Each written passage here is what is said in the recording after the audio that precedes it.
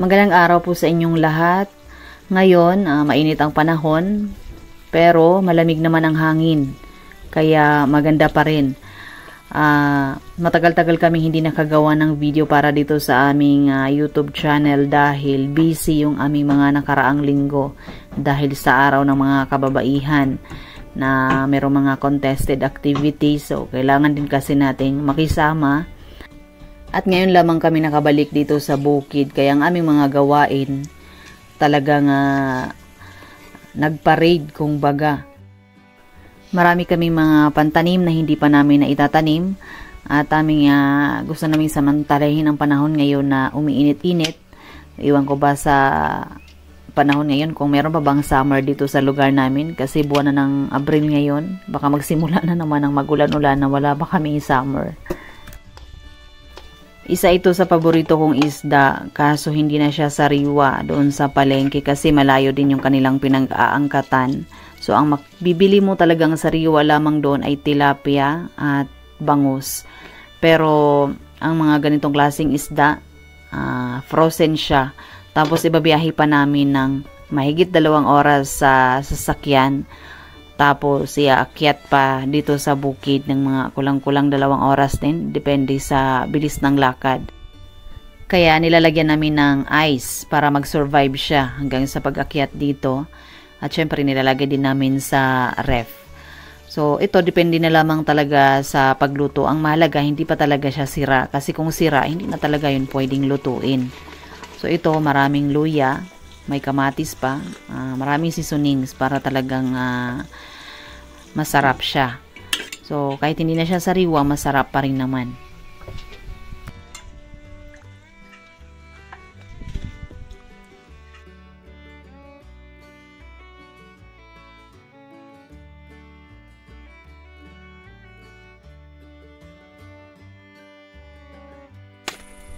At ngayon kami ay magsisimula ng magtanim ng sunflower.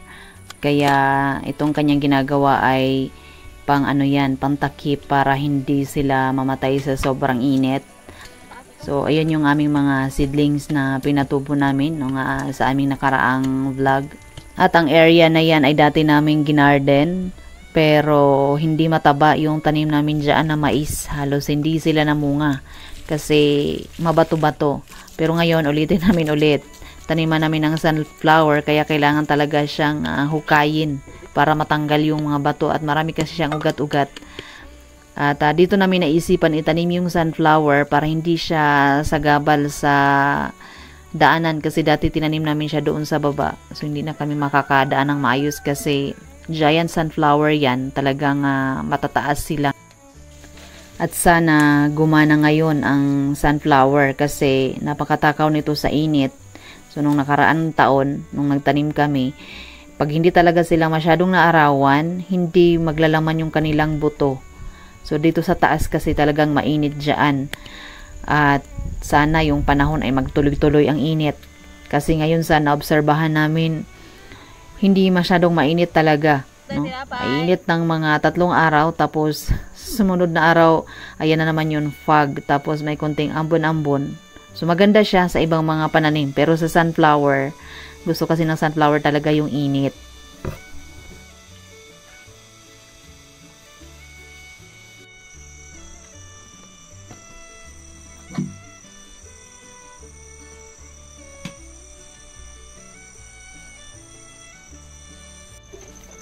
Aray. Isa ito sa pinagkakabisihan namin araw-araw. Pagka hindi umulan, talagang kami ay magdidilig kasi dry na dry yung lupa. Pero ang lahat ng ito ay akin talagang ini-enjoy. Sa pagdadamo, sa pagdidilig. So, kulang na kulang pa nga yung aming oras. So, pag nakita ko naman kasi na namulaklak yung mga bulaklak na tinanim ko, bawing-bawi naman yung pagod ko.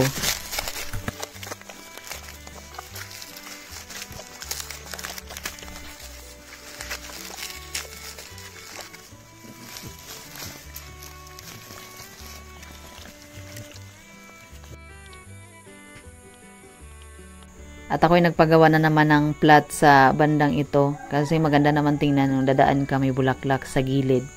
So ako talaga ay nagko-collect ng mga klase-klaseng bulaklak, no.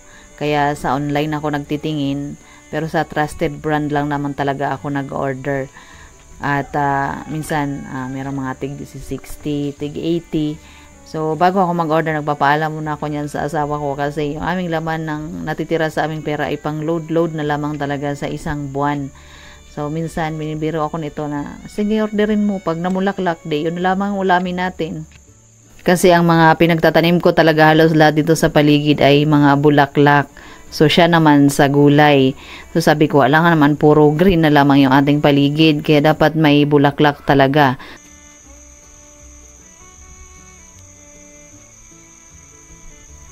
At ito pala yung tinanim ko na beans dito sa taas. So ito lamang talaga sila ang nabuhay. So yung iba, payat, kaya binunot ko na lamang, hindi naman mamumunga. So ito, panggulay na namin sa gabi. So ilang puno lamang ito pero marami-rami ka ding makukuha. Ganito kami dito sa bukid, hanggat may liwanag, nandito pa rin kami sa taas. Kasi sa dami ng aming mga gawain at pagka kinabukasan naman kasi, pag tirik na tirik ng araw, pangit din gumawa kasi magkakasakit ka rin.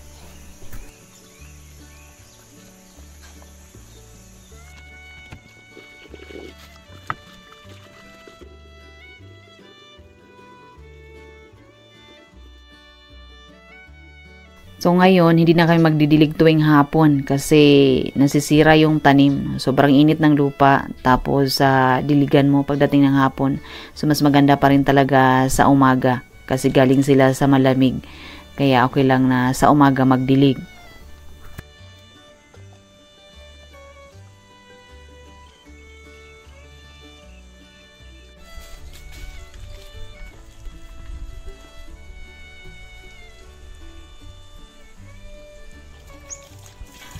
At ang aming pananghalian ngayon ay itong dahon ng gabi. So ito yung pinaka-talbos niya. So tama ba? So ito ay aming lalagyan ng gata. Kasi dito hindi nila ginugulay ang ganyan. Nung sa Kabisayaan kasi, yan ang ginugulay namin. At yung matanda naman ang dahon ay ginagawang laing. Ang tawag namin ito sa Kabisayaan ay balikotos. So sabi ng mister ko, paano yan pagka tinanggal mo yung pinakatalbos niya, di maubos na yung dahon ng gabi. Sabi ko, hindi bakit naman doon sa amin ilan naman ang ginagulay namin, dumadami naman yung gabi.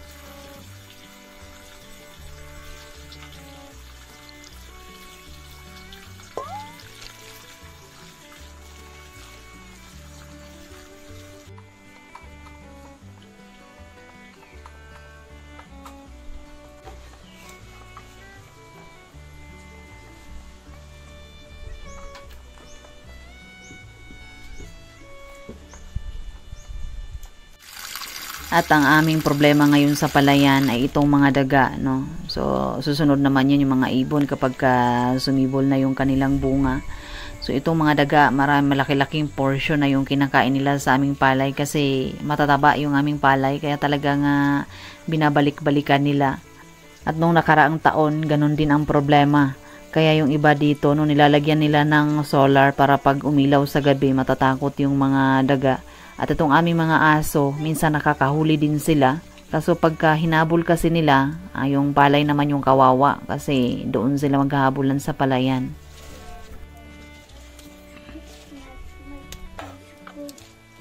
At ito'y hinaluan ko rin ng talbos ng kamote. So kulang lamang talaga nito ay pako. So dito naman, bihira lamang ang pako sa lugar na ito. Kaya hanggang lang, talbos ng kamote.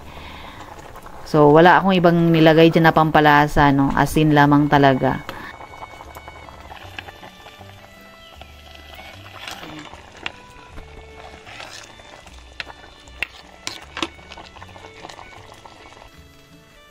At hindi kompleto ang gulay na ito kung walang tuyo. So, buti na lamang may nakita kaming ganito sa market. So, tawag namin ito sa Kabisayan ay pinikas. So, masarap din ang tuyo na ito pero hindi ako masyadong nagkakain ng maalat.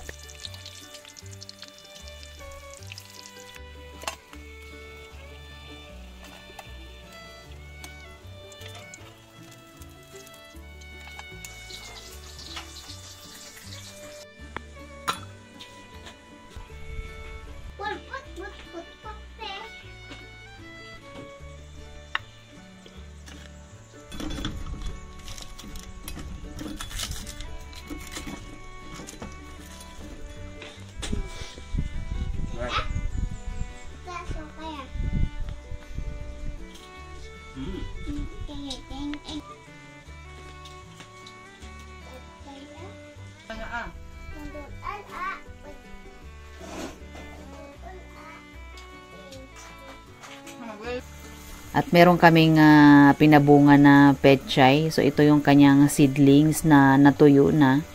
So gusto namin na mag-continuous lamang kami magtanim ng pechay kasi yun lang talaga ang mabilis na ma-harvest.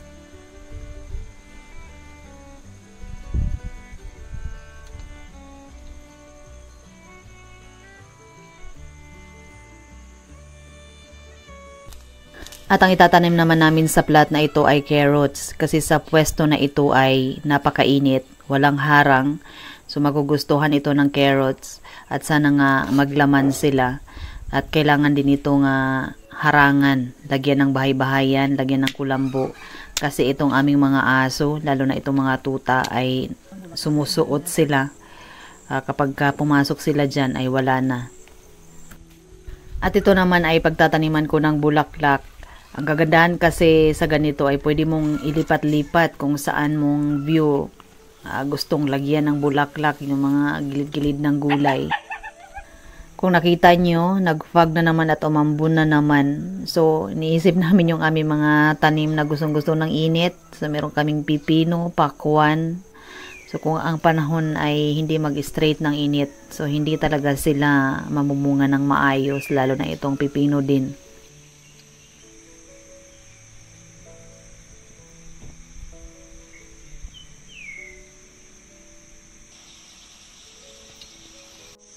At sa plat na iyan ay pipino naman lahat yung aming itinanim. So maraming salamat po sa inyong panonood, Native Kalinga.